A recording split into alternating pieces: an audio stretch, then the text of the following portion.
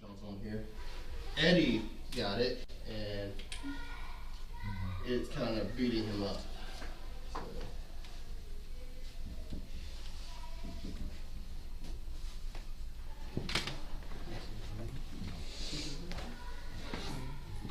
Marley, how's your dad doing?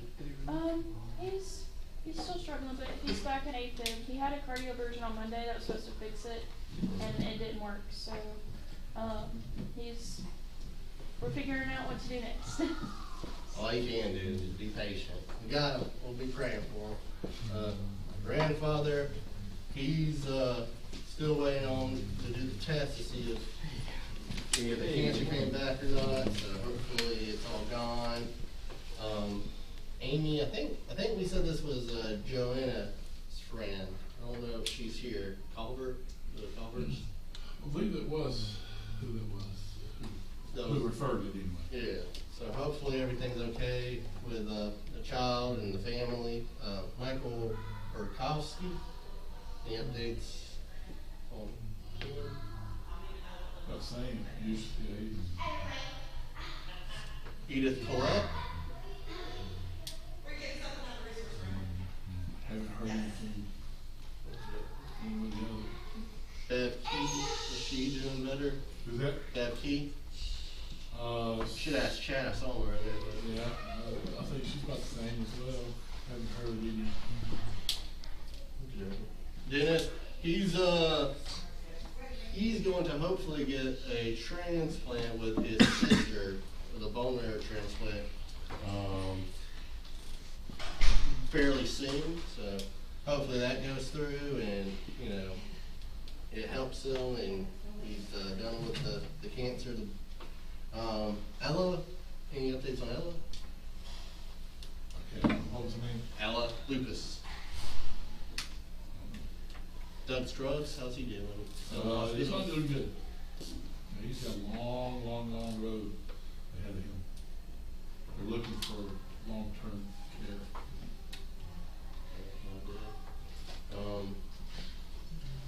I put the Barty shows up there. They got COVID and Eddie got it, and he has some pre-existing conditions, so it's been tough on him a lot.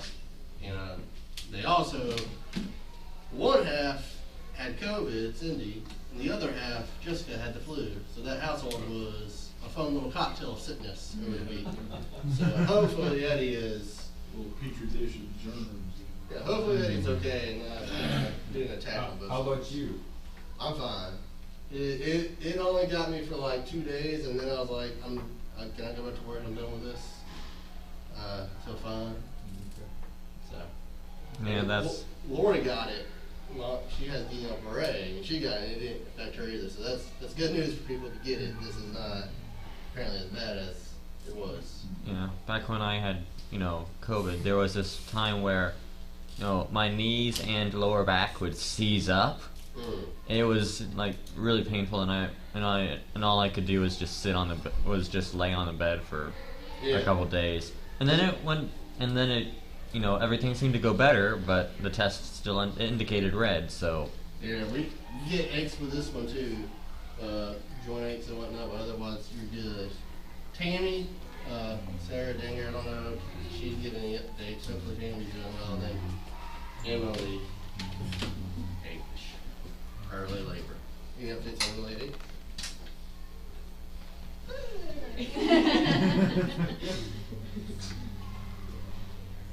All right. Anybody want to add to the board or anything like that? Any prayer requests needed? One of my coworkers, her name is Heather Wallace. She lost both of her grandparents this week. And they're out in Oklahoma, so just pray for that family.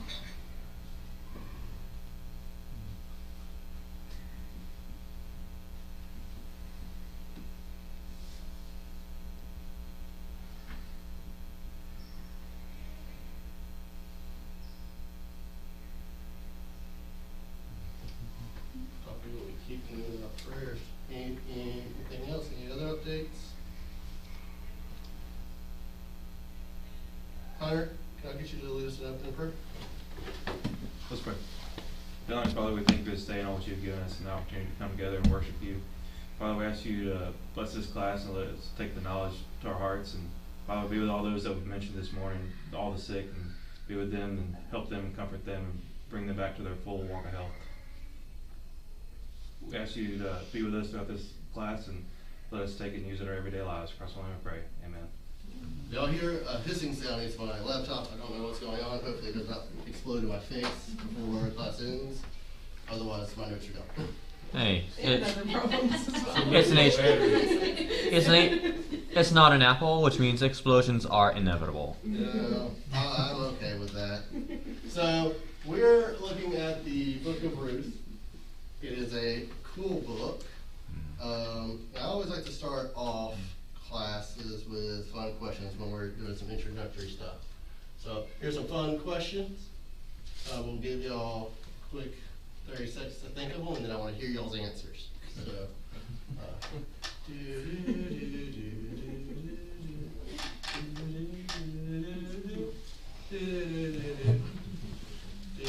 I should have put a timer. I don't know. I'm going to say 30 seconds has been passed. All right. So the Book of Ruth, it connects what two books? Judges.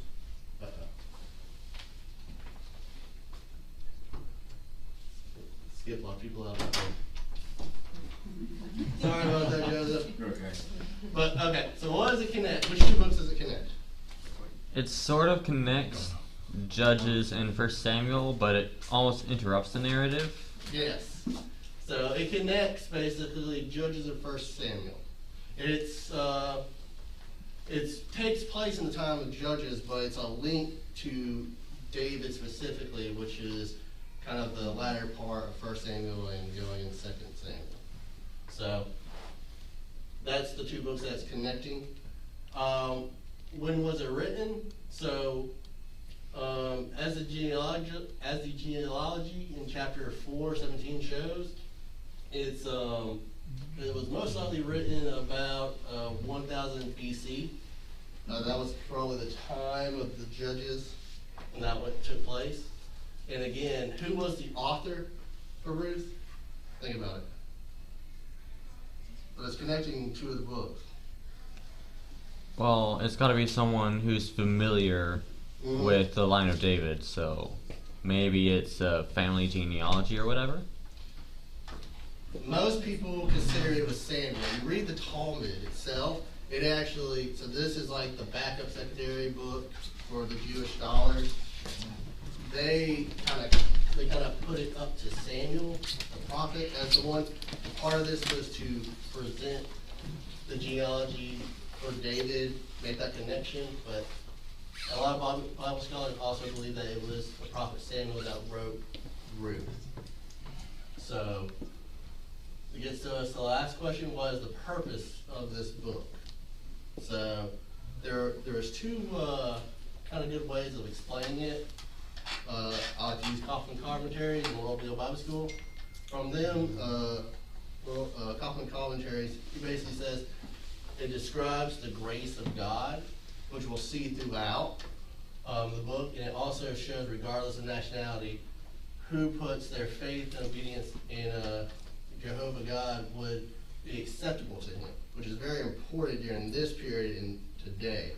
It's important back then because as we looked in Ezra and Nehemiah, towards the end of both those books, there's this whole, they have rules about certain people who are to be married with. They have certain rules of mingling with certain people, but that was specifically under the Mosaic Law for certain purposes. There were certain reasons why that was to take place. One was to bring about the Messiah from that specific family that he had promised back in Genesis 3 all the way through the patriarchal period and through Moses, through the promise of David, and also to be the representative of other nations, his representative. So he kind of started isolating to the Mosaic Law. But as we'll see in this telling, regardless of your nationality, God is your creator, and so he wants you to obey him. Any thoughts before we move on? Sweet. So, another fun question. question. Who's the main person of this book? I put a hint. It's not Ruth. Ruth is the lead, but she is not the main person. Naomi. No.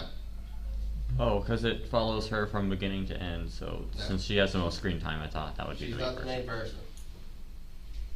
Anyone else want to give a guess? I also vote for Naomi, just to go against whatever you. Boaz is the main person. They're trying to get Boaz's attention this whole time. They're like, we got Boaz here. He's going to redeem us. We got to figure out how to get Boaz to be your new husband and all this stuff. Boaz comes and protects Naomi through the book, especially in chapter 2.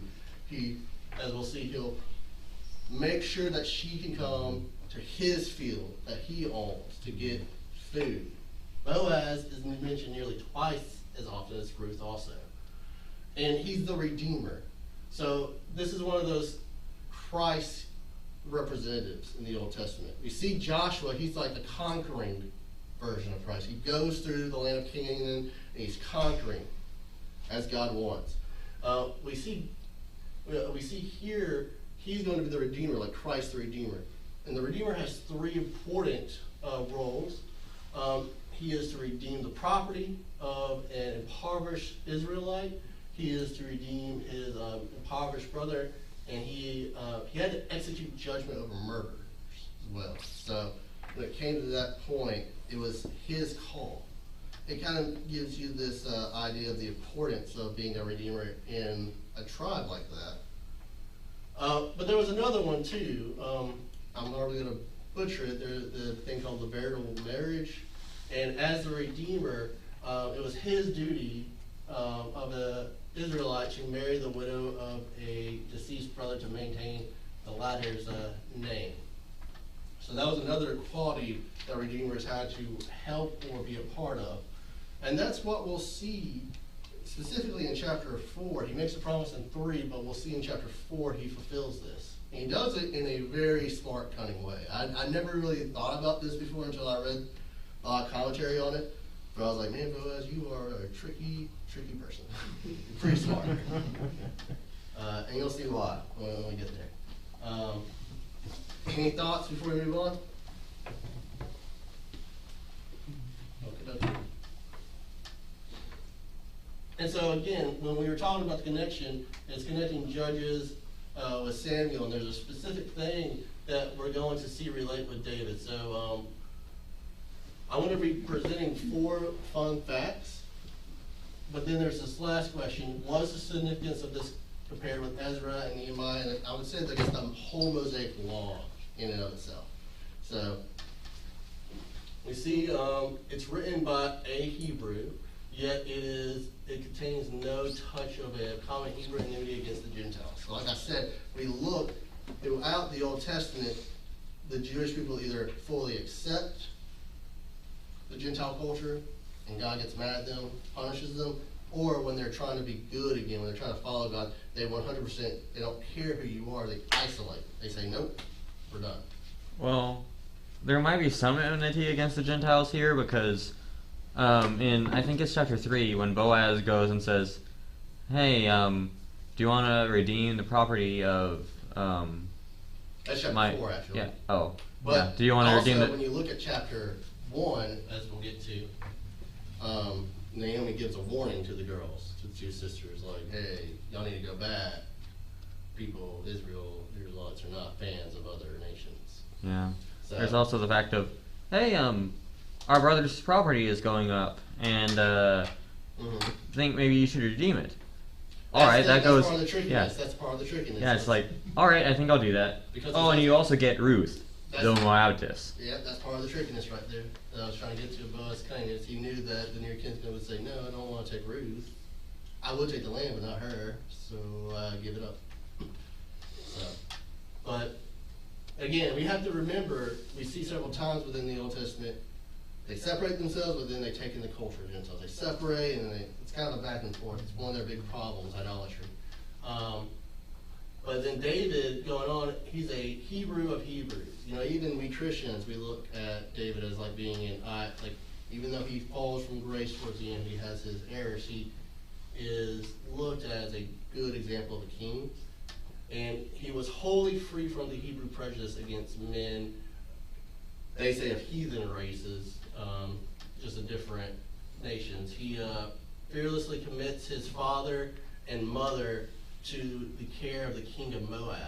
In 1 Samuel 22, you read through the first bit when Saul is chasing him. He basically goes and says, hey, can you watch my parents? And seeing that his great-great-grandmother is Moabite, it might make a little bit more sense for him to go there, like, hey, like, I have Moabite in me, please protect them. That's my assumption. I don't know if that's accurate. But another thing, too, is David's bodyguards, they were brave men of foreign origin.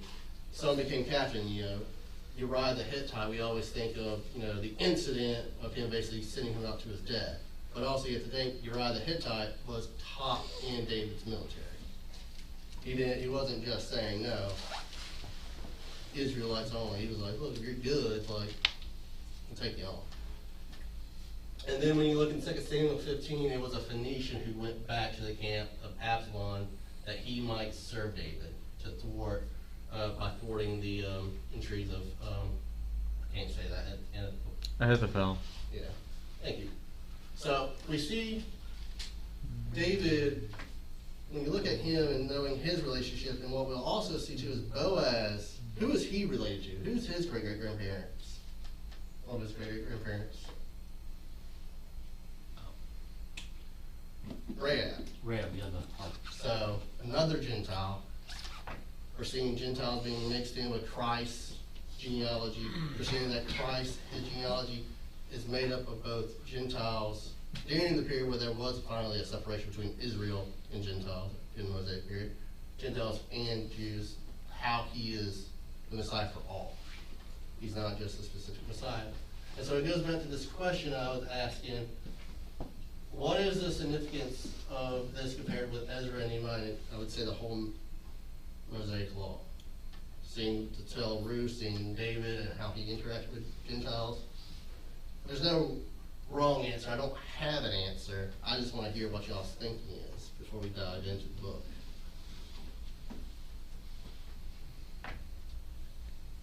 No thoughts? Nothing? Well, compared with Ezra and Nehemiah, let's see. There's one answer that is correct, and then there's several that are options.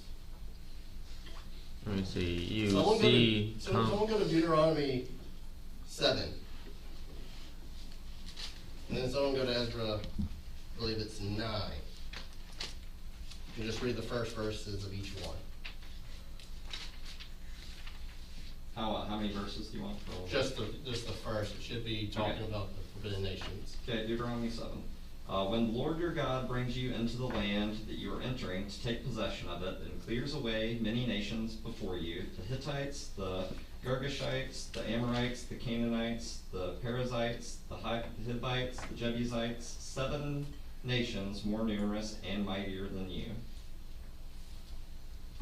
All right. Continue into 2 or? No, that's good. Just now someone with Ezra 9, verse 1. What? I got it.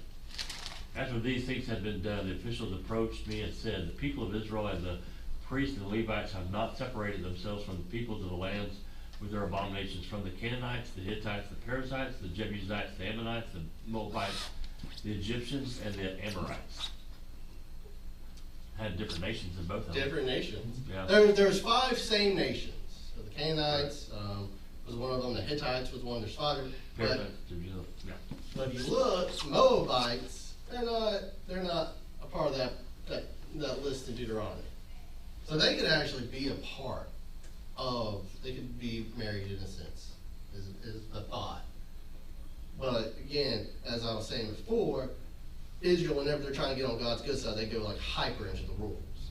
And so they're like, just no, any major nation, we're not doing it. We're cutting them all off. I mean, Egypt was not in that first one, and Egypt was the land that God got them out of by this time. So you would think maybe God say, no, Egyptians, you remember that time where y'all were slaves and I had to help you? No, he doesn't put them in that list in Deuteronomy. So, and they're not descendants. Moabites are not descendants from the other 2 nations, the Hittites and the Gershonites, or they're not their descendants. So Something that I just noticed is He will hand their kings over to you, and you will wipe out their names under heaven. So, that's true. No one knows about the Girgashites, except from Deuteronomy and Joshua and all that. Same with the Hivites. There's no mention of them. Some people think that it's a mistake by the Mosaic text, and that the Hivites were Hittites. They just a double mention for some reason. No. It's not. That'd be weird though to have them in there twice. So. I love that about the Hittites too, and what they discovered. Yeah, they thought the Hittites. I remember seeing that on the History Channel actually. They thought, oh, the Hittites are made up. They're not real. And then they found one. Okay, it's minor. And then they found that treaty with Egypt. And they're like, oh, if Egypt makes a treaty with this nation because they're awesome at war, they must have been made true. We were wrong. Sorry. So with that being said, fun facts. Before we enter Ruth, any thoughts? Any opinions? Anything they want to think or add before we get into Ruth?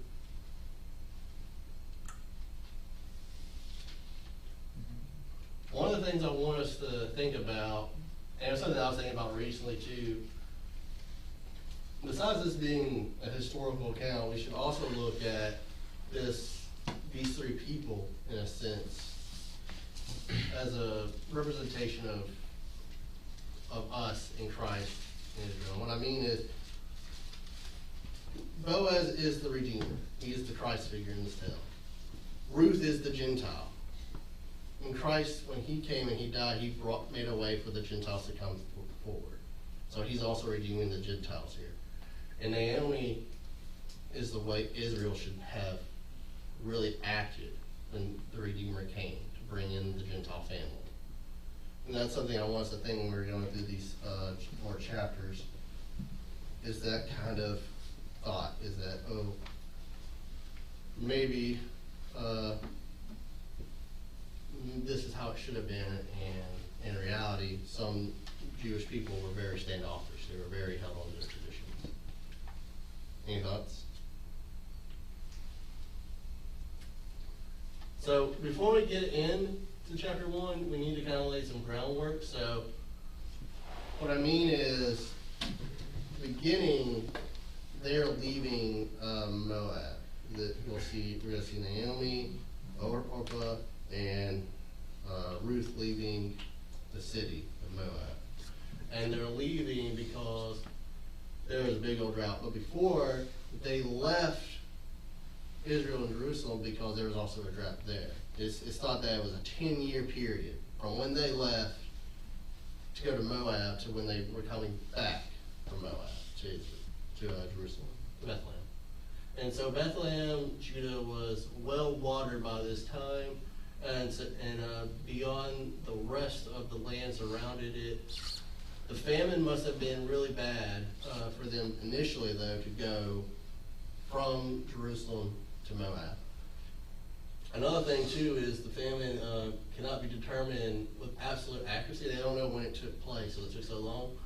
But because this book takes place in the time of the Judges, and the Judges aren't really in chronological order, if I remember it, some think that this might have been during the time of Gideon, with the devastation of the Midianites, because there's no other period that's in the Bible that kind of fits this. They're thinking maybe this was during that period, like a ancillary or side story, but there's no 100% definitive way of proving that. They're just looking at the technology, or looking at the area, and like, maybe. And then regarding the wives, this is from Josephus. He states that Emmanuel, nope, that name. I can't speak.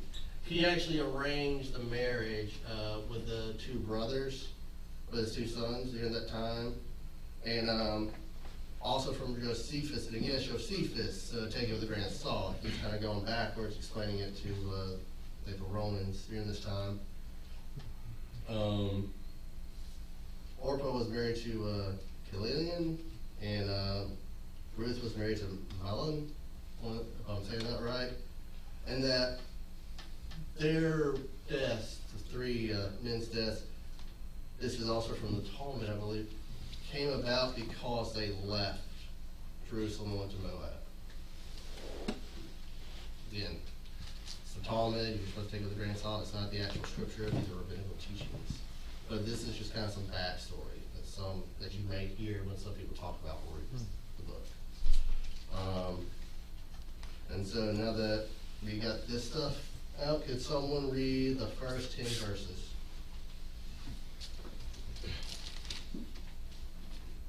In the days when the judges ruled, there was a famine in the land, and a man of Bethlehem in Judah went to sojourn in the country of Moab, he and his wife and his 2 sons.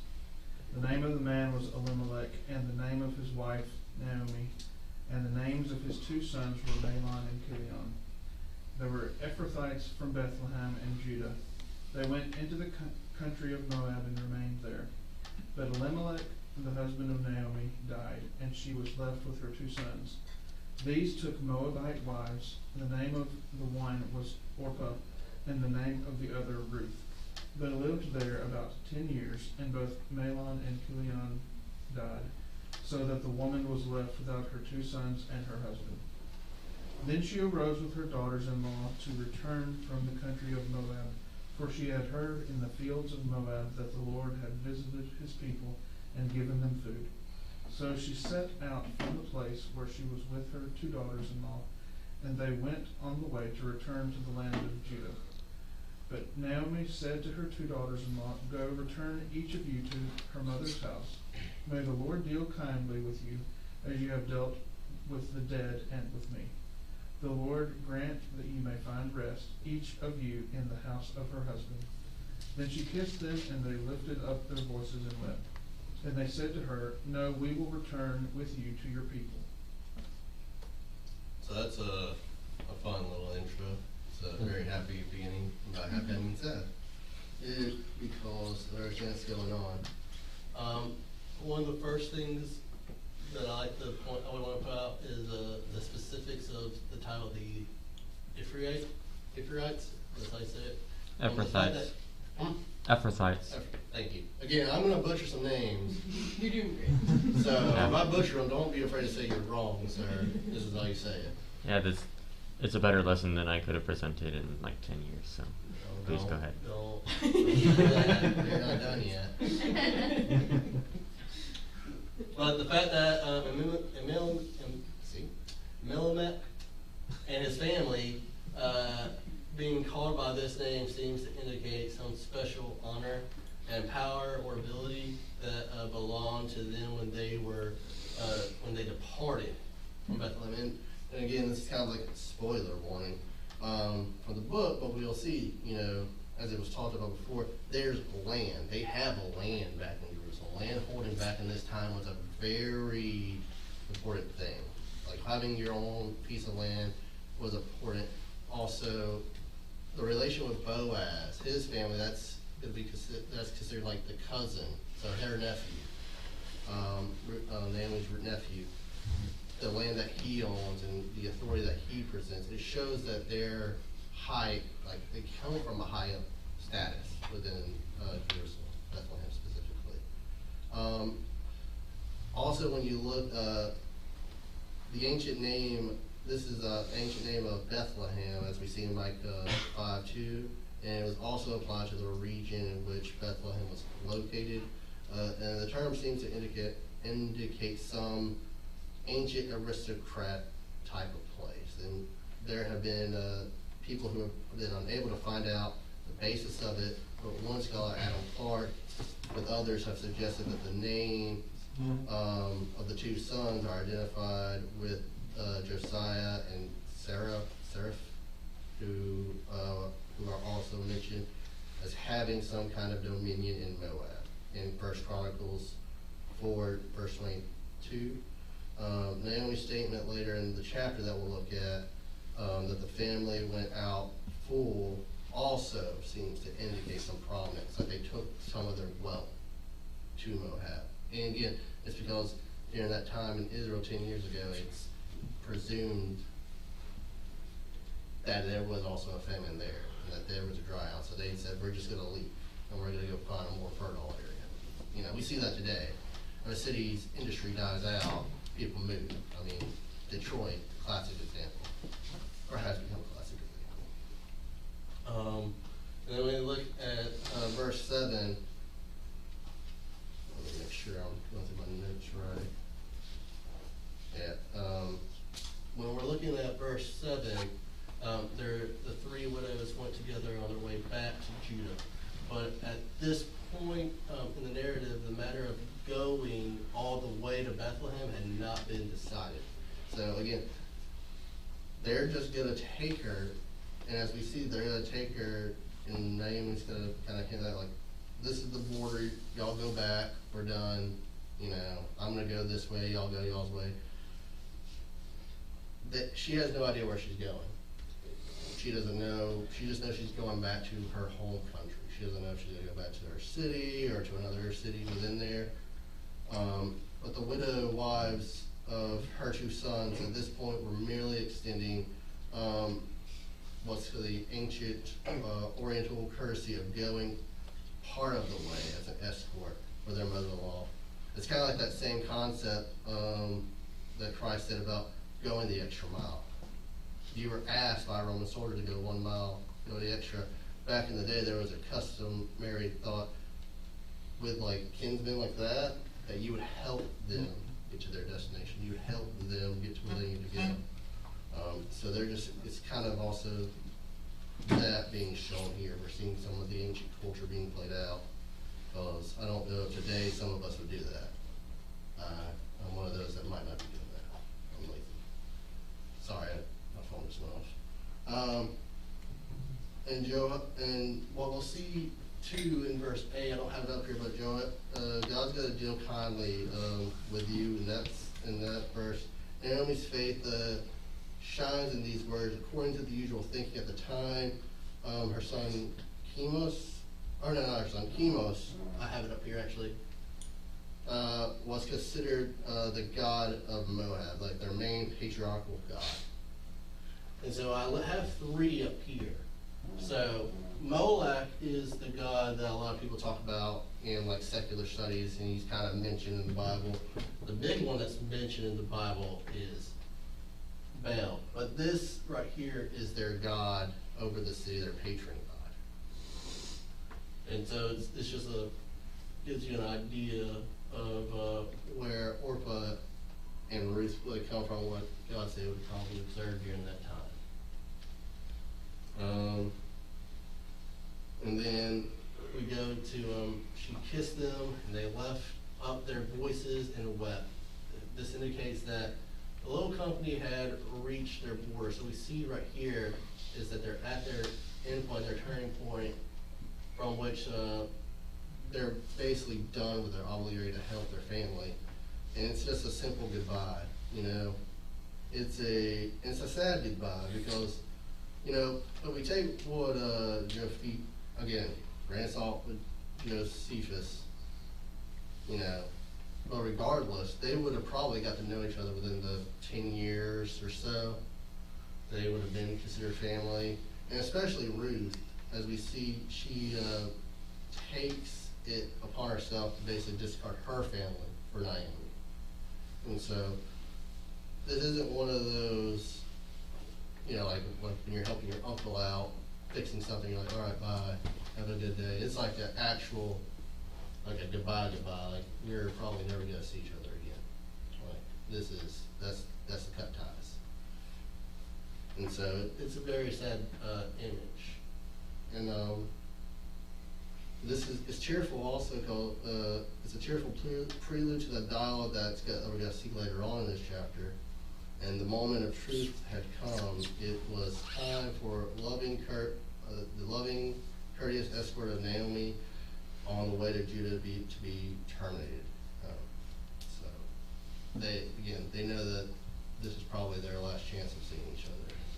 And then what we have with verse 9, and they said, "Nay, but we will return with thee unto the people."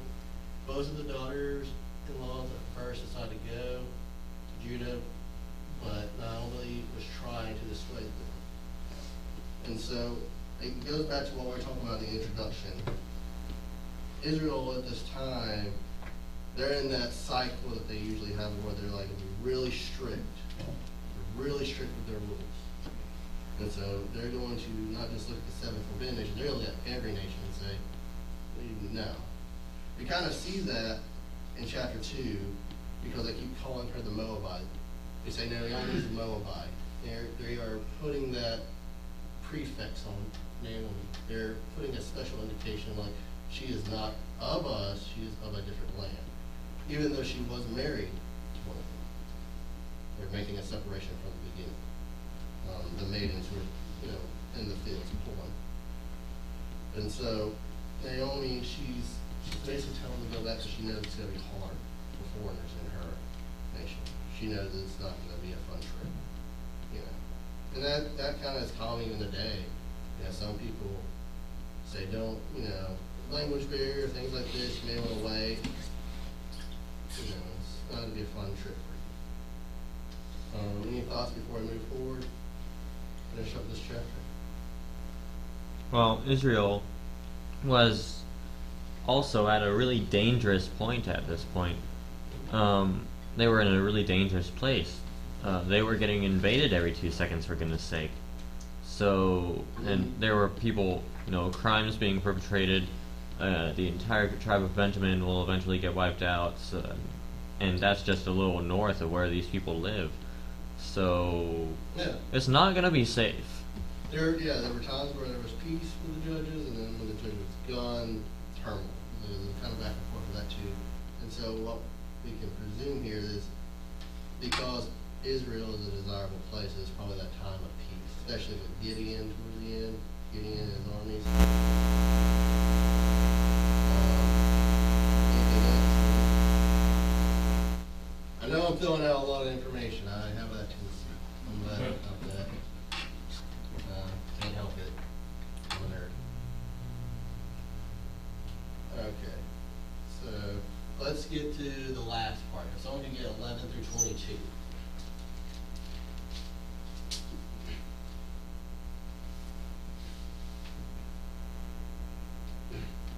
I'll read it. But Naomi said, "Turn back, my daughters. Why will you go with me? Are there still sons in my womb? What they may be, your husbands. Turn back, my daughters. Go, for I am old, too old to have a husband. If I should say I have hope, if I should have a husband tonight, should also bear sons, would you wait for them till they were grown? Would you restrain yourself from having a husband?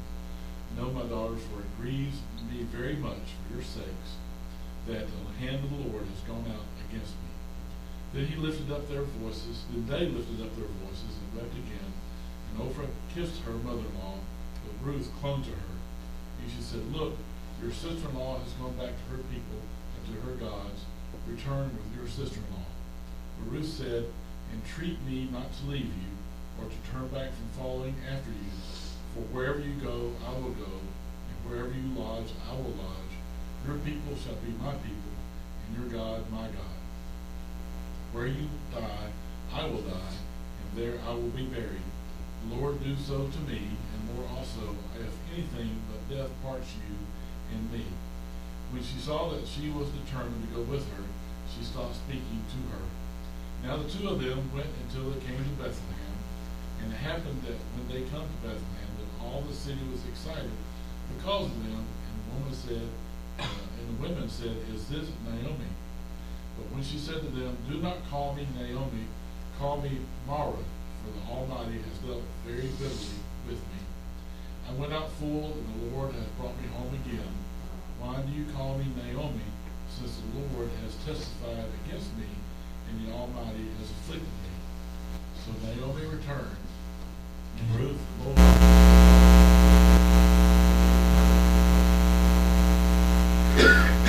So one of the things before we look up there,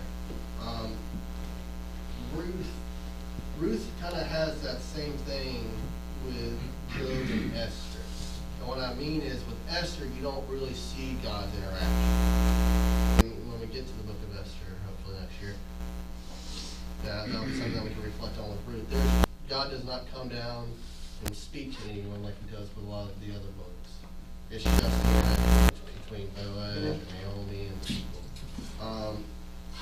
And like Job, she's saying that God has afflicted him. It's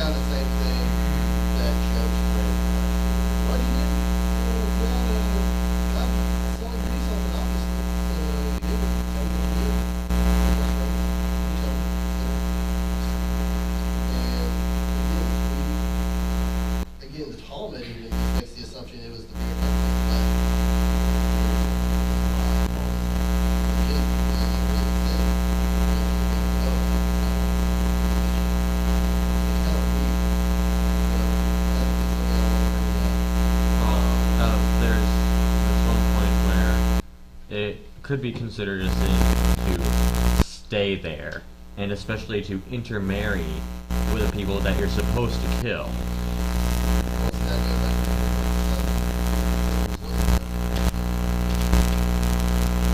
to? Not technically Moab, but you were fighting against them.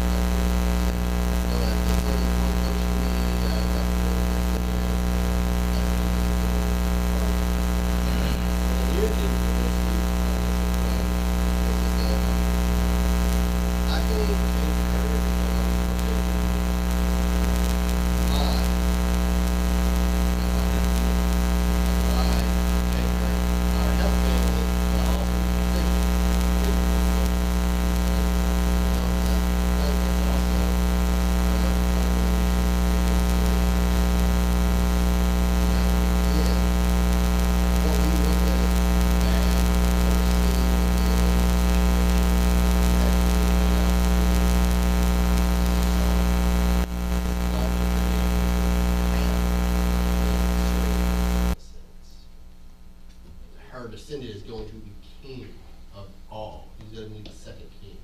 And her lineage, and that lineage of that king will be part of the Messianic lineage, which is, I would say, a great honor. That's just me, my personal view.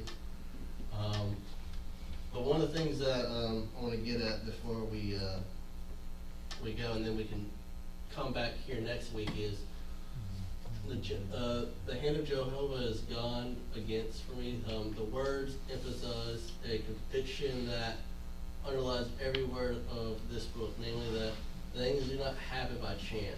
It's God's sovereign, and He brings to pass what He wills.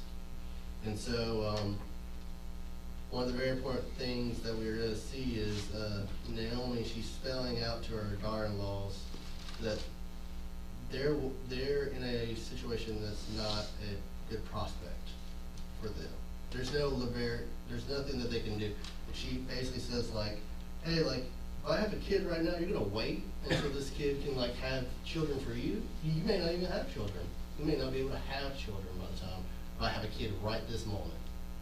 And she's basically saying to them that they need to move on for their sakes, not just because of the possible persecution that they're going to face.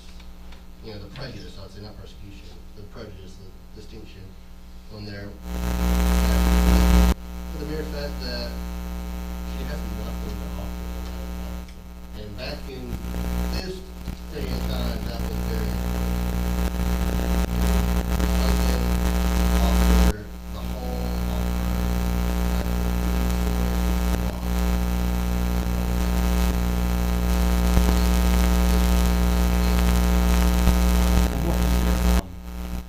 New Testament, you know, Jesus was talking, there was a man who was married, he was barren, his family didn't have, so he, you know, the question was, does he marry his brother? Oh, yeah. But the point is, so that the family named him to walk. In other words, that was Naomi's argument, is